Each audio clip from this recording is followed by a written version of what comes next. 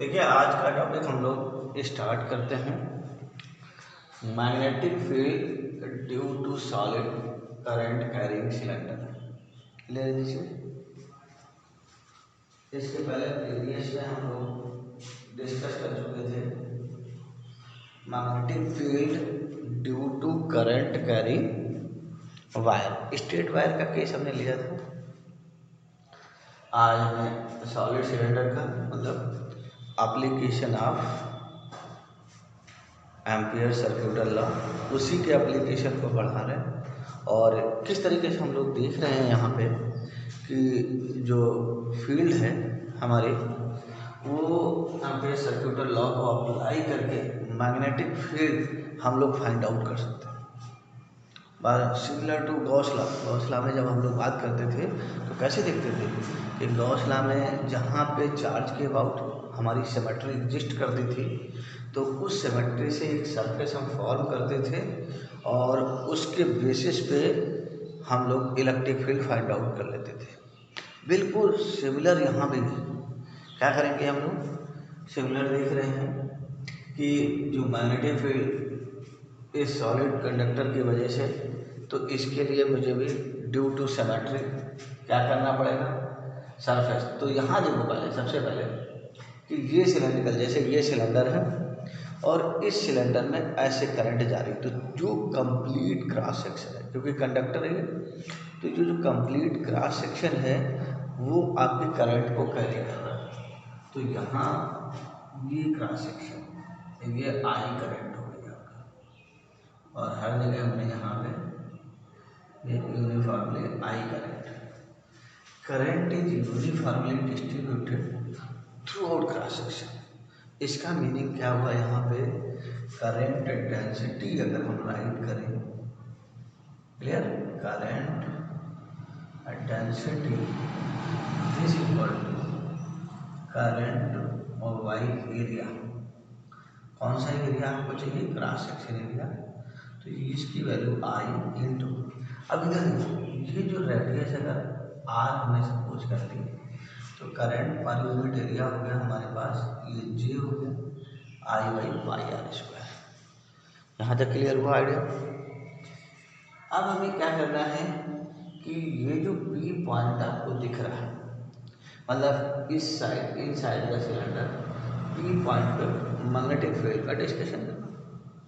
Magnetic field lines कैसी होंगी, तो देखो मैग्नेटिक फील्ड लाइंस के बारे में अगर डिस्कस करते हो, तो सपोज करो ये सेंटर पे ऐसे वायर होता है, तो इसको होल्ड करते हो तो मैग्नेटिक फील्ड लाइंस कैसे आती हैं, ऐसे।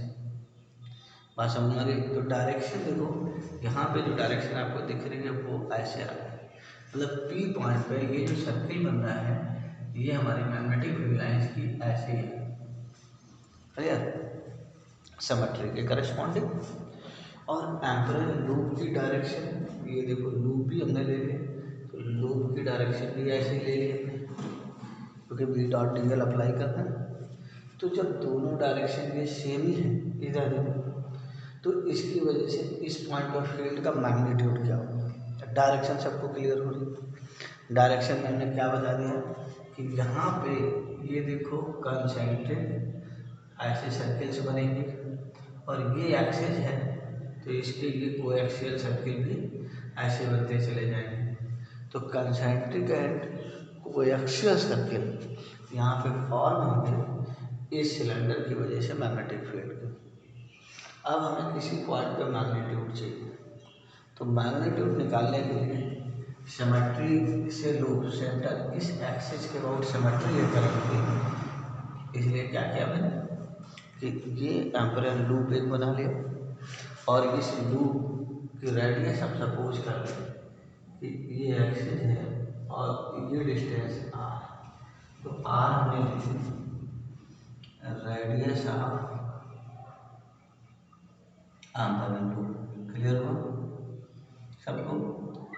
अब ये एम्परल लूप की रेडियस आपने कंसीडर कर ली, तो हमें चाहिए इन साइड दिस लूप के इन साइड करंट कितनी पास कर रही, तो आई इन साइड हमारे पास जो आ जाएगा, आई इन साइड क्या हो गया हमारे पास यहाँ पे, दिस इक्वल टू इधर देखो करंट डेंसिटी जी, तो G divided by area pi r square inside आ जाएगा। तो ये आई इनसाइड आ गया, ठीक है। आई डैश कर लो इसको, आई डैश हमारे पास आ जाएगा ये जी की वैल्यू देखो I by pi r square into pi r square, pi से pi cancel, I dash equal to I are square by are square. यहाँ तक क्लियर होगा। ये इक्वेशन फर्स्ट आपने इंडिकेट कर दिया, क्लियर। तो यहाँ पर करंट की वैल्यू हमने फाइंड आउट कर ली। इसके बेसिस पे इधर देखो मैग्नेटिक एम्पियर लगाया है हमने, तो P dot dl this integration over a closed loop this equal to mu naught inside current कितनी थी आई डैश, या आपने राइट कर ली।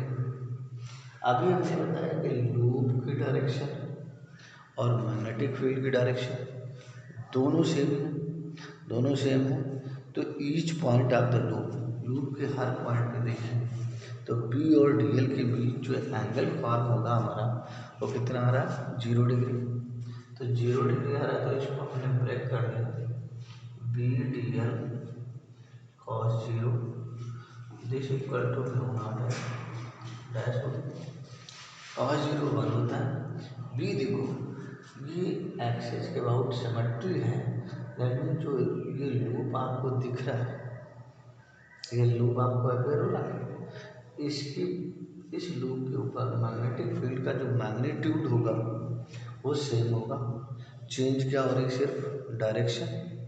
तो यहाँ पे हम क्या लिख सकते हैं B A D L this equal to mu naught I dash, I dash की वैल्यू यहाँ से क्या आ गई, आई डैश की value I are square by are square D L. देखो इंटीग्रेशन की क्लोज लूप है, तो यहाँ पे क्लोज लूप का इंटीग्रेशन 0 to 2 पाई आर हो गया। तो ये वैल्यू हमने B into 2 pi R this equal to mu naught I R square by are square.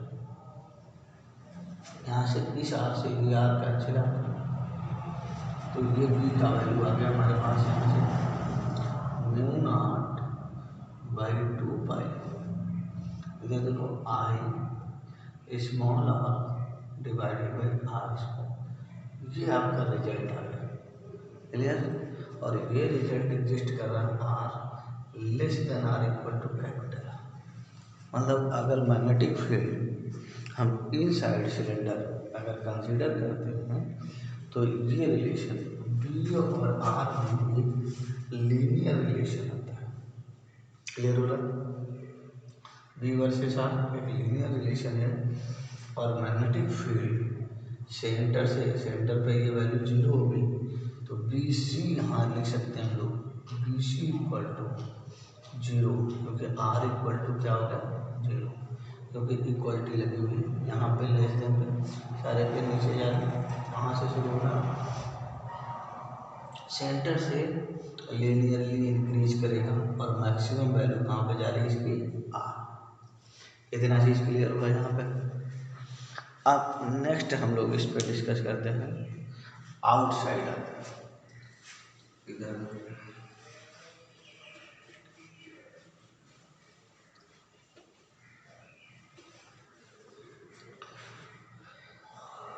Next हमारे पास आउटसाइड अगर पॉइंट मान लीजिए हमने यहाँ पे ले लिया है क्यू पॉइंट, ये देखो ये लूप बनाया मैंने, ये यहाँ से आ रहा है ये पॉइंट, समझ में आ रही बात। आउटसाइड अपने लूप बनाया, तो ये सिलेंडर हमारा कैसा बिहेव करेगा इस पर हमें देखना है। तो देखो ये cylinder behave as a wire की तरह हो गया, स्टेट पूरा वायर इसके इनसाइड आ गया, और पूरा वायर इनसाइड आ गया। तो ये सिमिलर रिजल्ट हमारे पास क्या लिखते थे कि बी डॉट डी एल देश, और म्यू नॉट आई जब लिखेंगे तो इसमें टोटल करंट आ जाएगा। क्लियर है? तो ये यहाँ पे देखो फिर वही चीज़ मैग्नेटिक फील्ड हमने अभी तुम्हें बताया कि सब सर्कुलर लूप में एग्जिस्ट करेंगे। तो यहाँ पे भी बी और डी एल दोनों की डायरेक्शन सेम होगी, और दोनों की डायरेक्शन अगर सेम होती है यहाँ पे तो हमारे पास B D L cos 0 this equal to mu naught I, ये रिजल्ट आ जाएगा। और ये देखो बी इंटीग्रेशन से बाहर हो गया क्योंकि उस पर जो वैल्यू होगी लूप पे एक्सेस से सिमेट्री है, इसलिए इस लूप पे मैग्नेटिक फील्ड का जो मैग्नीट्यूड होगा वो हर जगह सेम होगा। तो इसके करस्पॉन्डिंग हम लोग देख सकते हैं यहाँ पे म्यू नॉट आई, ये लिमिट हमने अप्लाई कर दी 0 to 2 पाई आर। तो बी इक्वल टू डायरेक्टली लिख देते हैं mu naught by 2 pi I by R, और ये हमारे पास आ गई R greater than R equal to R. इसका मीनिंग क्या हुआ कि जो ये सिलेंडर आपको दिख रहा है, this cylinder behave as, this cylinder यहाँ पे ठीक है ना, behave as a current carrying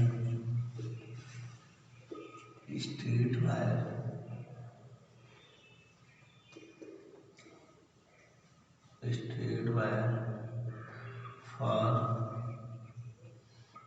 outside of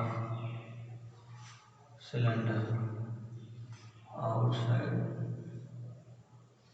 point.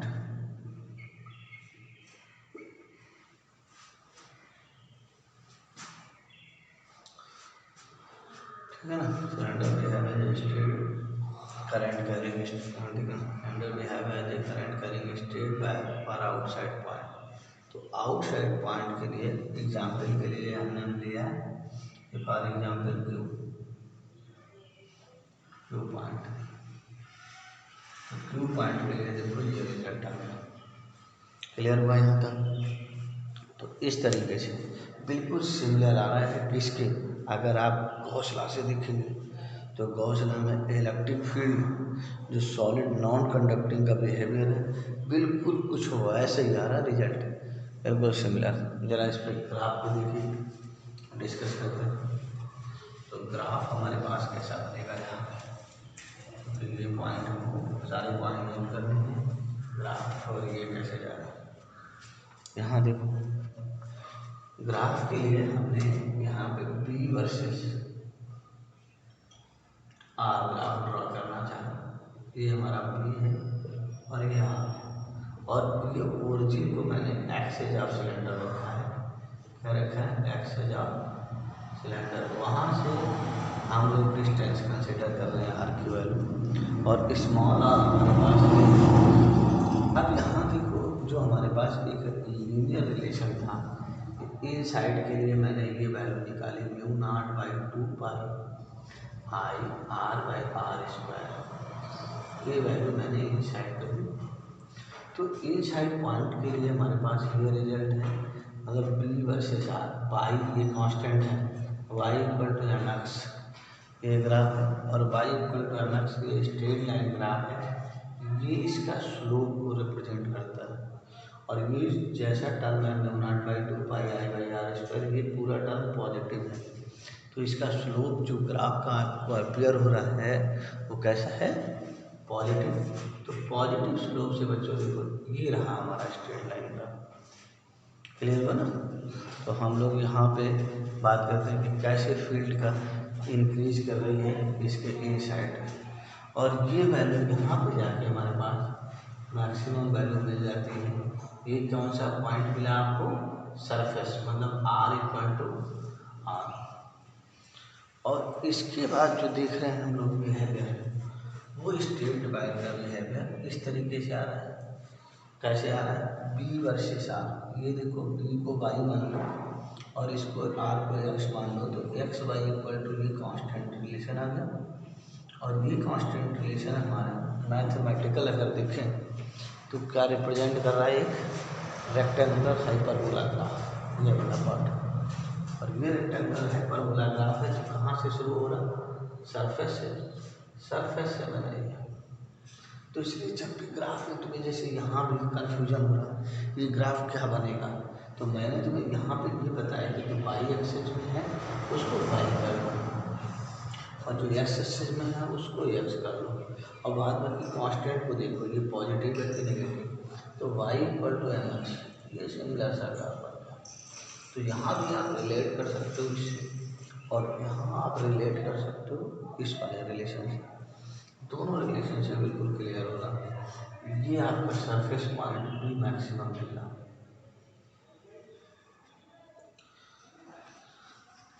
Clear हो रही बात। तो हम लोगों ने ये आइडिया देखा मैग्नेटिक फील्ड से रहता है इनसाइड और आउटसाइड का जब डिस्कशन करते हैं, ठीक है ना, तो किस तरीके से आता है। अब बहुत ध्यान दें, अब हमारी प्रॉब्लम का अटेम्प्ट कैसे होना चाहिए कि इससे रिलेटेड हमारी प्रॉब्लम सॉल्व हो जाए और कोई कन्फ्यूजन भी ना आए हमें, ठीक है ना, देख के आइडिया लग जाए हमें क्या फार्मूला लगाना है। तो जरा ग्राफ को देखो नजर से, ग्राफ क्योंकि ये वैल्यू 0 टू इन्फिनिटी की वैल्यू आर की कंसीडरेशन क्या आ रहा है, आर का 0 टू इन्फिनिटी आ रहा है, मतलब 0 और इन्फिनिटी के बीच में सारी वैल्यूज कंसीडर कर रहा है। इसके मतलब जो भी पॉइंट पे फील्ड का डिस्कशन होगा वो डिस्कशन 0 सेंटर से लेके इन्फिनिटी के बीच का ही होगा, तो क्वेश्चन इसी पे बनता है। तो जब इस पे क्वेश्चन की बात हम लोग अपनी प्लेस करते हैं, क्वेश्चन को देखते हैं, तो जो भी क्वेश्चन का रिजल्ट होगा वो मैग्नेटिक फील्ड का रिजल्ट 0 से लेके पी मैक्स के बीच में होगा। आई बात समझ, रिजल्ट अगर देख रहे हैं तो हमारा रिजल्ट किसके बीच में होगा, 0 से पी मैक्स। अब अगर देखो इधर बहुत ध्यान से कि इसके बीच में कोई भी बी की वैल्यू आप लेते हो, तो ये बी की वैल्यू, एक बी की वैल्यू के लिए ये जो लाइन है देख रहे, ये लाइन इस ग्राफ को 2 पॉइंट्स पे कट करती है, और ये वैल्यू R1 है और ये R2 है। क्लियर हो, अगर ये 2 पॉइंट पे कट करती है पर्टिकुलर वैल्यू बी के लिए, इसके मतलब बी एक है, उसके लिए R1 R2 2 वैल्यूज है। आई बात समझ में। तो ऐसी प्रॉब्लम में जब आपको बी गिवन हो तो ये नहीं कि कोई कौन सा फार्मूला लगाएंगे, एक ही लगा के निकाल दें। हमें क्या करना है, अगर ऑप्शन में मेरे पास अवेलेबल है, क्या ऑप्शन में अवेलेबल है कि अगर ये R1 R2, यहाँ देखो ये मल्टीपल चॉइस क्वेश्चन है तो ठीक है, या ऑप्शन में ये अवेलेबल है कि जो ये रेडियस दी हुई उस ऑप्शन में अगर वो रेडियस आर जो स्मॉल आर है वो कैपिटल आर से लेस दिया हुआ है सारे ऑप्शन में, तो हमें ये फार्मूला यूज करना है। और अगर कैपिटल आर से ये सारे ऑप्शन में ये दिया हुआ है तो ये फार्मूला यूज करना आउटसाइड वाला। ये नीट वगैरह जेईई में इसका सिंगल जो ऑब्जेक्टिव क्वेश्चन होता है उसको ऐसे ध्यान में रखना, लेकिन जेईई वगैरह एडवांस में या मल्टीपल चॉइस क्वेश्चन जाए या शासन रीजनिंग का क्वेश्चन जाए जो एम्स में नीट में आता है, तो उस टाइप के क्वेश्चन आप कैसे दिमाग में लाएंगे।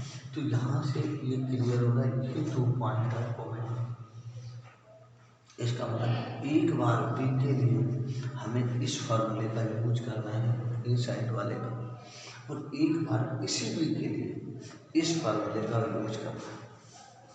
ये दोनों वैल्यूज हमको मिलेंगे, और दोनों वैल्यूज मिल जाएंगी तो हमारे दोनों ऑप्शन आ जाएंगे। क्लियर दीजिए। तो इसी पे मैंने आपको भेजा है वीडियो को देखिए, ठीक है, एक प्रॉब्लम और उस प्रॉब्लम पे डिस्कशन कर लेना, तो जिससे आपको फार्मूला का एप्लीकेशन पार्ट समझ में आए। क्लियर।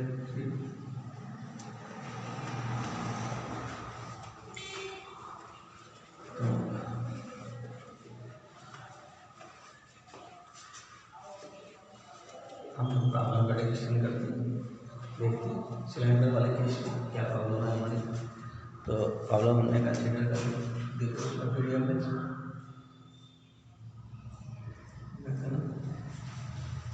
प्रॉब्लम हमारे पास है, यहाँ पे सॉल्व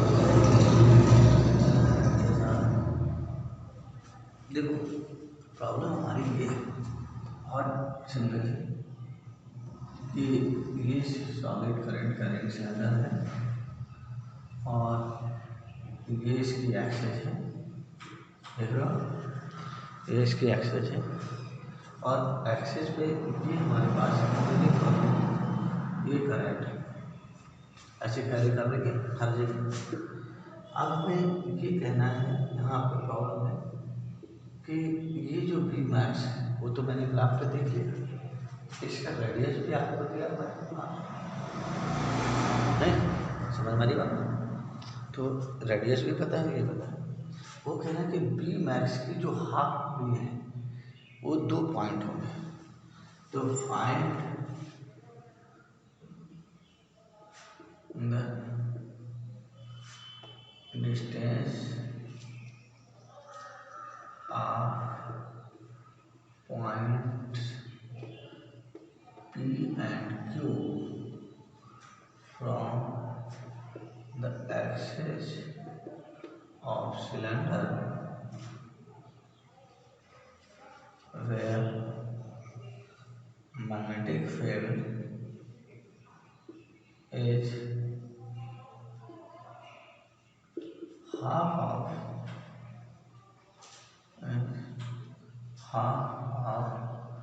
maximum magnetic field,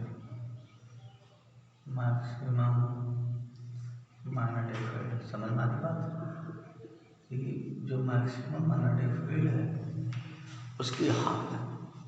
तो देखो फिर से वही दिख रहा है कि बी की वैल्यू तो हाफ, लेकिन पॉइंट्स हमने यहाँ पे प्रॉब्लम में लिया है ऑलरेडी कि ये 2 पॉइंट।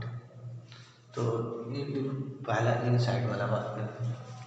तो इन साइड हमारे पास B equal to B max by 2 और हमने लिया यहाँ पे वैल्यू हमारे पास आ रही आर लेस देन आर पे।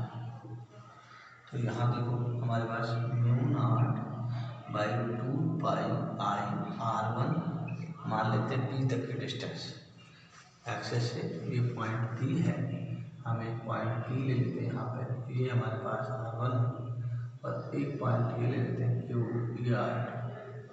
देखो R1 R2 में कैलकुलेट करते हैं, तो यहाँ से हमारे पास R square this equal to mu naught by 2 pi I by R. Clear है दिस चीज।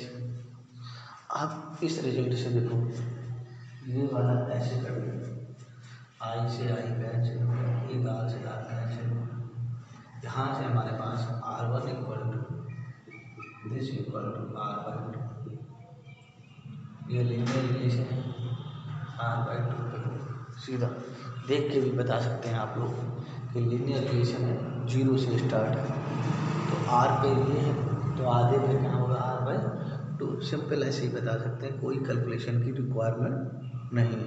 क्लियर है देखिए। देखिए नेक्स्ट अगर स्टेप पे जाते हैं, सेकेंड पार्ट इसका, ठीक है ना, यहीं पर देखो ऐसे बी इक्वल टू फिर से लिखा बी मैक्स बाई 2 और बी मैक्स बाई 2 को हमने यहाँ म्यू नॉट आई बाई हमने 2R ले लिया, this equal to B max mu naught I, ये 2 तो था ही हमारे पास, यहाँ पे भी 2 आएगा, ये ठीक है, एक कैंसिल हो गया 2 आ, यहाँ पे भी देखो ये 2 ये है ऑलरेडी और ये हमारे पास 2 पाई आर। क्लियर देखिए, यहाँ देखो mu naught I by 2 pi, mu naught I by यहाँ पे ये 2 पाई आर, तो देखो 1 by R equal to 1 by 2 R implies that R equal to 2R। बहुत सिंपल से प्रॉब्लम है, इस तरीके से आपको सोचना है। क्लियर है ये चीज। तो इस टाइप से इस क्वेश्चन को आप नेक्स्ट लोग डिस्कस करते हैं, बहुत इम्पोर्टेंट है, इसके आगे वाला पार्ट हमारे पास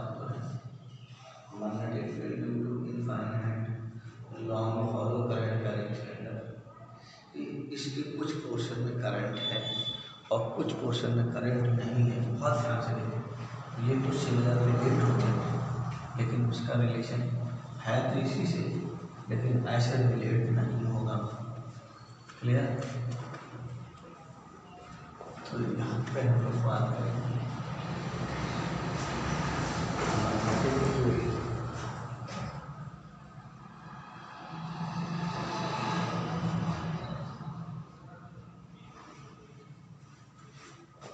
due to hollow current carry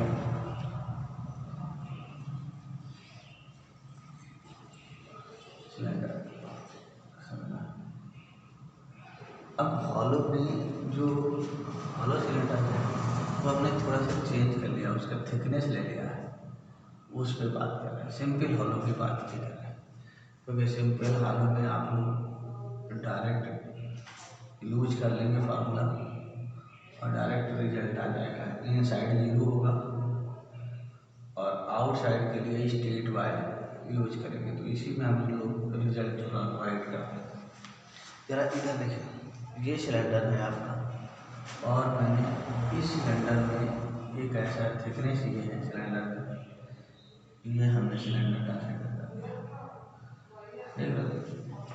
इस सिलेंडर में जो ये पोर्शन आपको दिख रहा है, ये मैंने सैडल रीजन ले लिया, दिख रहा है सबको। इस सैडल रीजन में जो करंट है वो ऐसे जा रही है हर जगह, ये करंट की डायरेक्शन हमारे पास सैडल रीजन और इस रीजन से यहाँ देखो, इसका इनर रेडियस आपका और ये जो आउटर रेडियस है ये आपकी एक्सिस है,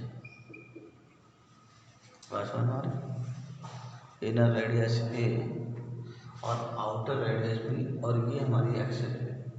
तो करंट आपको दिख रही है कि इस पार्ट में आ रही है, ठीक है ना। अब करंट इस पार्ट में आ रही है हमारे पास, तो जरा देखो इन साइड अगर यहाँ डिस्कस करें तो ये पॉइंट अगर यहाँ पे P लेते हैं, एक पॉइंट यहाँ पे Q लेते हैं यहाँ, और एक पॉइंट मान लीजिए इसके आउटसाइड R लेते हैं। इधर देखिए ये लूप बनता है A1 कहते हैं, L1, और अगर ये देखें तो ये देखो लूप हमारे पास एम्परेन लूप L2 के लिए, और ये जो देखो हमारे पास यहाँ पे ये बनता है, ठीक है ना, एम्परेन लूप L3। समझ में आ रही? तीनों लूप आपको क्लियर हो रहा है, L1 L2 L3। अब चला एक पार्ट पे पहले, सबसे पहले हम ये पॉइंट पर डिस्कस करते हैं। सब लोगों को देख के कैसा लगता कि इस लूप के इनसाइड करंट क्या होनी चाहिए मेरी आइडिया समझ में आ रहा है? इस लूप के इनसाइड करंट, क्योंकि करंट का कैरियर कौन सा है, ये पार्ट है, तो यहाँ पे कोई करंट का एग्जिस्टेंस है नहीं है, लेकिन सिमेट्रिक से लूप बना, तो यहाँ पे क्या होता है,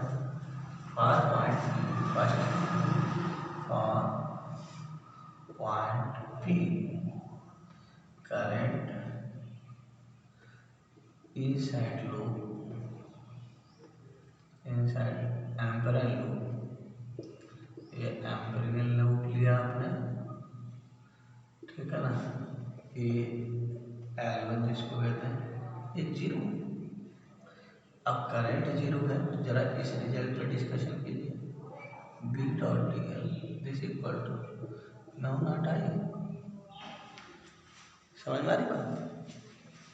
जब इस पर डिस्कशन कर रहे हैं तो ये करंट नहीं है, ये टर्म 0 है, ये ज्योमेट्री है, ये वैल्यू आई, इस पर आई जो है आई पे डिपेंडेंट है, P आई 0 है, दैट मीन्स B 0, तो this implies that B equal to 0, ठीक है ना।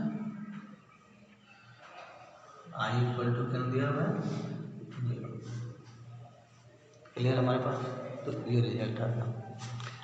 अब इसके बेसिस पे जरा क्यू पॉइंट करेंगे, सबसे इम्पोर्टेंट है क्यू पॉइंट का समझना, क्योंकि अब यहाँ पे जो करंट है वो यहाँ से स्टार्ट नहीं है, तो जरा ऐसे कैसे समझेंगे क्रॉस सेक्शन एरिया वाली थी। मैं टॉप व्यू बनाता हूँ। टॉप व्यू में आपको ये दिखेगा, देखो टॉप व्यू,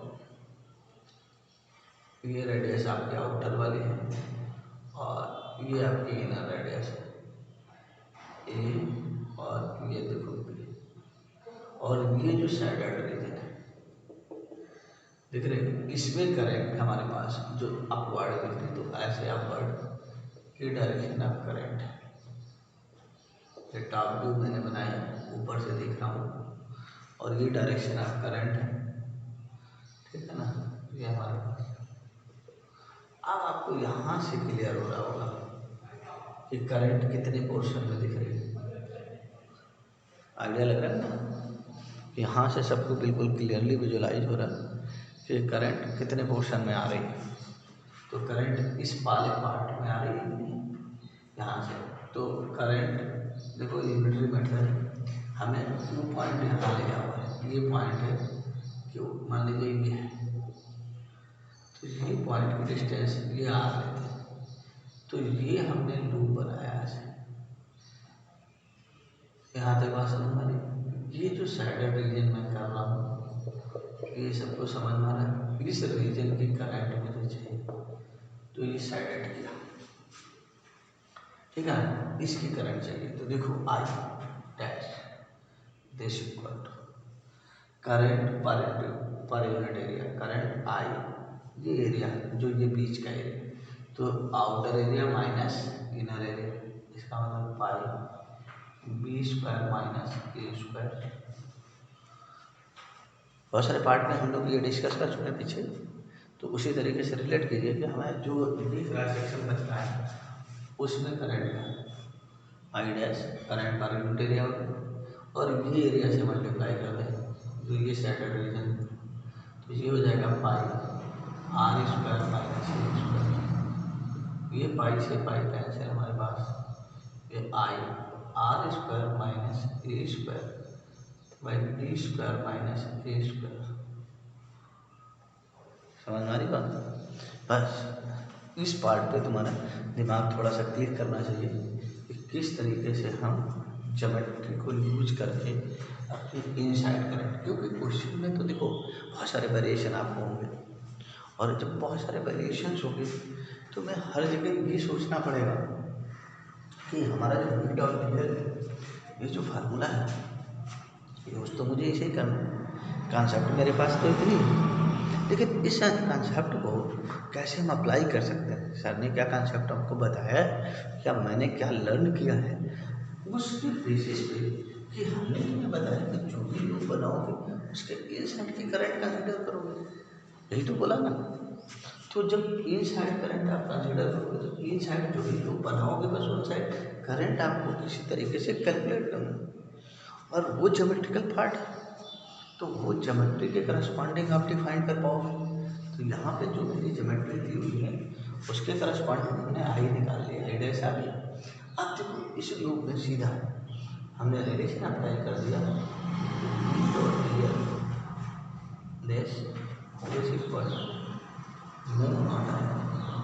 आई भी गया है, इस रिजल्ट में कोई चेंज नहीं है, क्योंकि हमने तुम्हें बता दिया यहाँ पे पूरे पार्ट में कि जो मैग्नेटिक फील्ड वेरी एग्जिस्ट कर रही है वो कैसे है, सर्कुलर फॉर्म, और लूप भी उसी के लॉन्ग लेंथ ले रहे हैं, इसका मतलब दोनों की डायरेक्शन सेम है।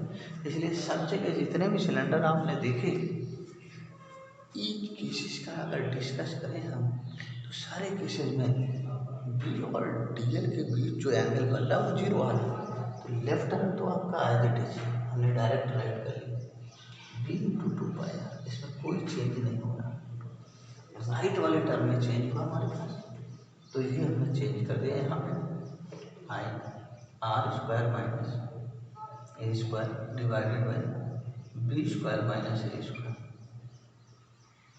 इसको थोड़ा सा मॉडिफाई करें, मॉडिफाई नीचे ले आर, तो इससे रिलेटेड हमारे पास B equal to mu naught by 2 pi क्या है आई आ गया, ये रिजल्ट हो गया, आर को भी उससे डिवाइड कर दो तो आर हमारे पास आ जाएगा R minus A square by R, और इस रिजल्ट को इधर ले आओ, बी स्क्वायर माइनस ए स्क्वायर, इस फॉर्म में आप रखो, ये आपका रिजल्ट आ गया। और ये रिजल्ट आर हमारा क्यू पॉइंट है, मतलब इक्वलिटी हमारे पास यहाँ से फील्ड स्टार्ट हो रही है। अब एक ग्राफ देखेंगे तो ए टू कहाँ तक जा रही है, आर की वैल्यू हमारे पास जा रही है ए टू पे, ए टू में ये रिजल्ट आ रहा है। क्लियर दीजिए, इस तरीके से फील्ड का वेरिएशन इस आर फंक्शन से इंक्रीज कर रहा है और इससे आर डिक्रीज कर रहा है। फिर हम इसकी वैल्यूज चेक करेंगे कैसे इंक्रीज करेगा अभी ग्राफ में।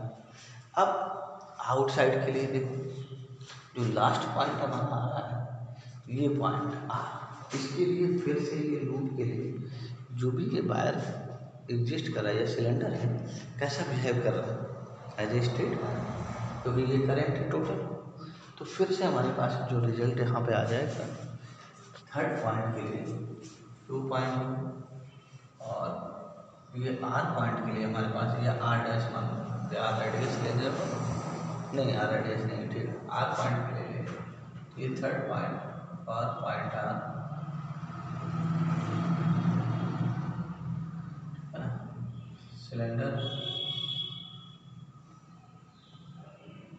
ठीक है, बिहेव एज स्टेट वायर। तो ये हमने यहाँ पे स्टेट वायर पर डिस्कशन कर लिया। ये सिलेंडर हमारे पास हो गया। अब अगर ये सिलेंडर हमारे पास हो गया तो फिर से हमारे पास स्ट्रेट वायर का रिजल्ट आ गया, mu naught I total current divided by 2, बस आर की कंडीशन 2 पाई आर यहाँ पे जो हमारे पास है। क्लियर जी, अब ये आर की जो कंडीशन थी हमारे पास वो ग्रेटर देन ये बी हो गया इक्वल टू, यहाँ तक क्लियर हुआ सबको,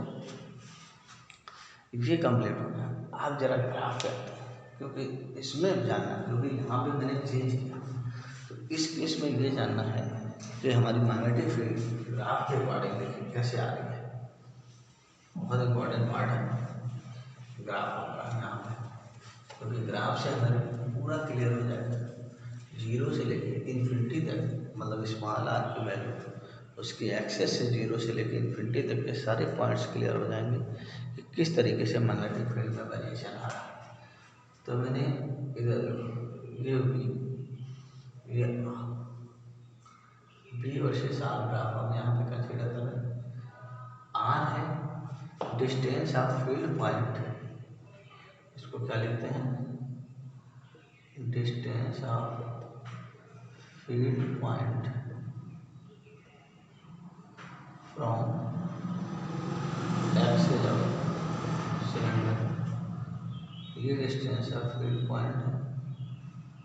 और ये जो पी है वो magnetic field corresponding to that point है। तो ये हमने यहाँ, और ये हमारे पास एक्सिस है, समझ में।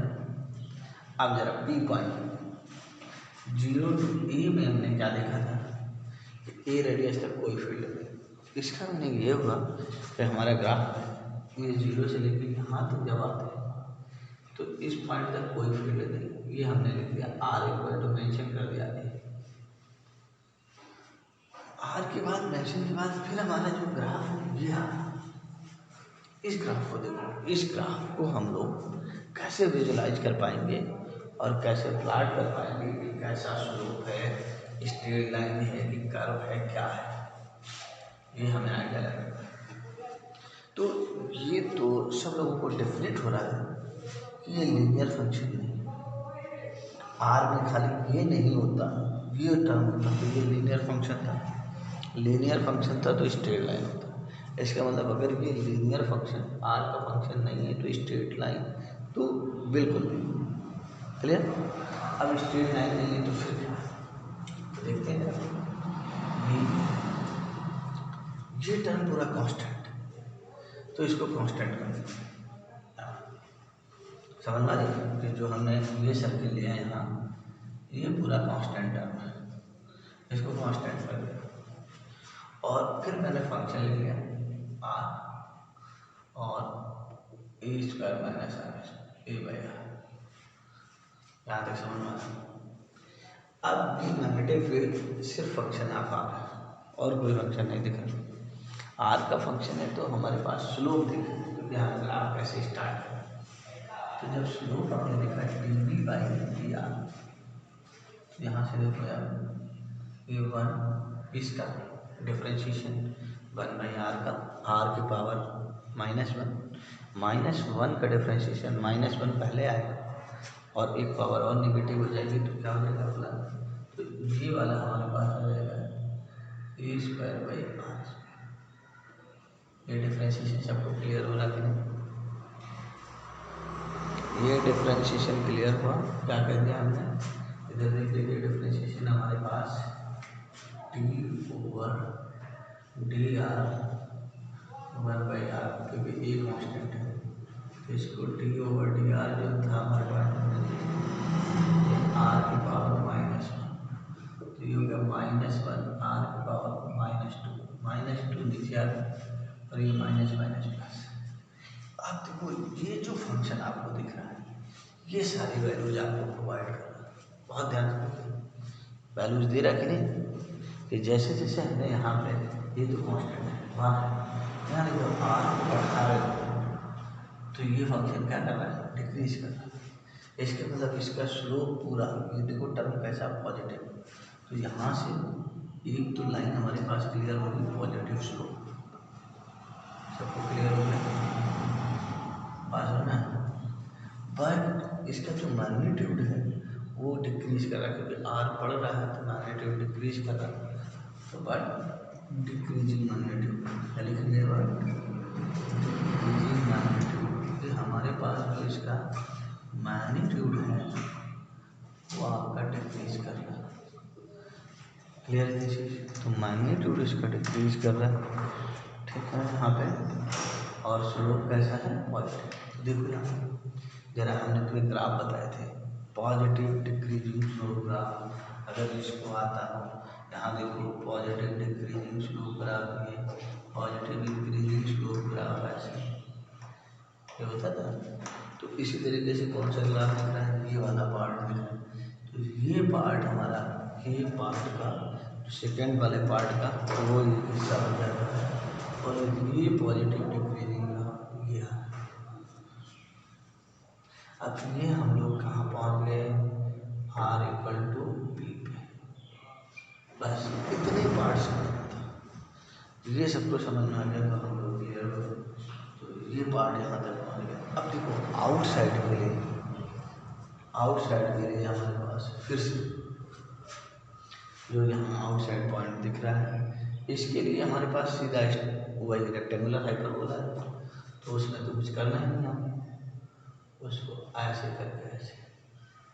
तो देखो जहाँ पे जो पॉइंट दिख रहा है वहाँ कर्व जो है सडन चेंजेस यूँ आ रहा यहाँ तक है, तो ये स्लो कंटिन्यूअस तो है लेकिन डिफरेंशिएबल नहीं है, सडन चेंज कर रहा है, मैग्नेटिक फील्ड तो एग्जिस्ट कर रहे हैं, तो इसलिए हमारे पास वैल्यूज है। अब यहाँ भी प्रॉब्लम करते समय हमें कई चीज़ों का ध्यान रखना पड़ेगा जब हम लोग प्रॉब्लम को सॉल्व करेंगे। देखो ये रीजन तो सबको पता है जीरो वाला, तो इसमें कुछ सोचने का ज़रूरत नहीं है, क्लियर दीजिए। अब ये रीजन जरा देखो, इसीलिए ये जब ये रीजन से ये रीजन आते हैं तो ये फील्ड आ और इसमें भी आ रहा है, तो यहाँ भी ये बी की एक वैल्यू के लिए आर की दो वैल्यूज R1 और R2, बहुत अच्छे क्वेश्चन बनते हैं यहाँ पे, थोड़ा सा दिमाग लगाइए, बात समझ में आए क्या वैल्यूज दिख रही है आपकी, कि बी की एक वैल्यूज के लिए ये वाला बी की सिंगल वैल्यू के लिए R1 और R2 की दो वैल्यूज, एक तो जो बीच वाला रीजन है उस पार्ट पे जाएगी और एक जो है उस सिलेंडर के आउटसाइड वाले पार्ट है उस पे जाएगी, तो ये दोनों जगह यहाँ पे आता है, क्लियर हो रही है यहाँ पे बात, ये वाले पार्ट की और ये वाले पार्ट की।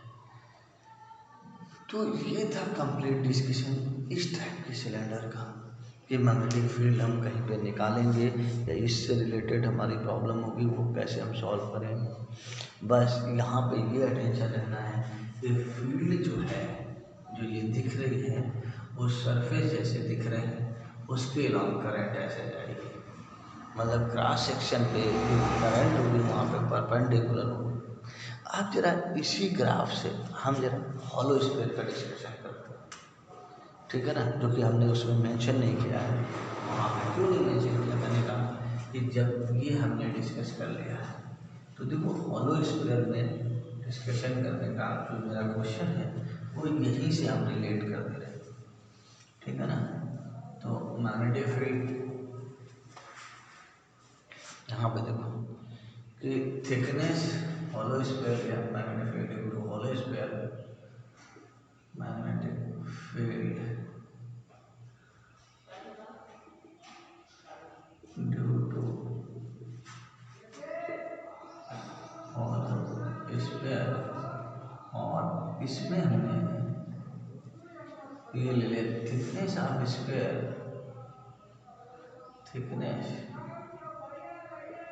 Of sphere hollow cylinder, sorry hollow sphere में यहाँ पे ये हॉलो सिलेंडर है, स्फीयर में तो करंट की बात ही नहीं करेंगे तो वहाँ मैग्नेटिक फील्ड की बात ही नहीं है।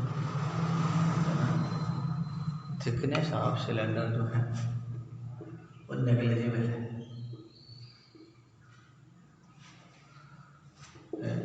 नेग्लिजिबल ये पार्ट आपका। तो इस पार्ट पे जरा गौर करते हैं हम लोग, जो ये पार्ट आ रहा है हमारा चार कि जो ये थिकनेस वाला पार्ट है ये नहीं होना चाहिए। तो हमें क्या मिलेगा, इधर ऐसे सिलेंडर बनाया मैंने और ये सिलेंडर में ऐसे और ये ऐसे है, करंट से इसके अलावा तो ये पॉइंट P है, ये पॉइंट अगर Q है तो ये P के लिए इधर देखो आ रहा है तो P पॉइंट इन साइड के लिए 0 हो जाएगा, हाँ लेस देन आर इक्वल, समझ में आया। अब ये लेस देन पे 0 हो गई, अब थिकनेस बहुत स्मॉल है तो जस्ट आउटसाइड के लिए पी क्यू ये स्ट्रेट वायर की तरह बिहेव करेगा, तो क्या हो जाएगा म्यू नॉट आई बाई 2 पाई, हाँ आर ग्रेटर देन सरफेस पे भी आर। तो इसमें ग्राफ में जो देख रहे हो ये पार्ट गायब हो जाएगा, और ये पार्ट से अगर यहाँ देखें हम तो सीधा ग्राफ है V वर्सेस R ग्राफ सीधा कहाँ से स्टार्ट होगा, अरे बस सीधा हमारा ग्राफ इस तरीके से स्टार्ट हो जाएगा। तो ये पार्ट इससे रिलेटेड था, ये ध्यान में रखें, ठीक है। ये तो डिस्कशन अभी बचा हुआ, पेपर आ जाएगा तो आज कल मैं डिस्कस कर दूँगा, ठीक है।